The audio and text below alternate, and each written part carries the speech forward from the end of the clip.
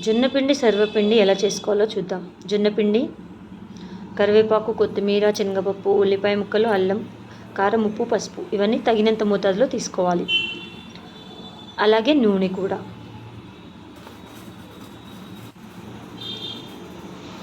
ఇవన్నీ పిండిలో వేసుకోవాలి. ఇందులో కొన్ని వేడి నీళ్ళు పోసుకొని బాగా కలుపుకోవాలి. తర్వాత పిండిని నీట్గా ఇలా ముద్దలాగా చేసుకోవాలి, బాగా ఒత్తుకోవాలి. తర్వాత ఒక గిన్నెలో అందులో ఆయిల్ పోసుకొని నీట్గా గిన్నె చుట్టూ స్ప్రెడ్ చేసుకోవాలి.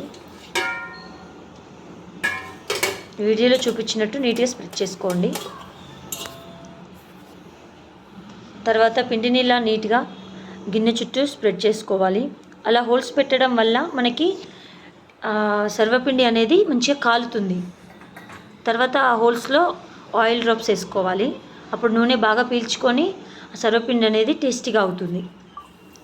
తర్వాత మధ్యలో రివర్స్ వేసుకోవాలి. మనం మూత తీసుకొని 5 మినిట్స్కి ఒకసారి చెక్ చేసుకోవాలి బాగా కాలుతుందా లేదా అని. సిమ్లో పెట్టేసి మాత్రమే దీన్ని కాల్చుకోవాలి, అప్పుడు బాగా టేస్టీగా వస్తుంది. అంతే, సింపుల్గా జొన్నపిండితో సర్వపిండి టేస్టీగా ఎమ్మిగా ఉంటుంది. మీరు కూడా ట్రై చేయండి.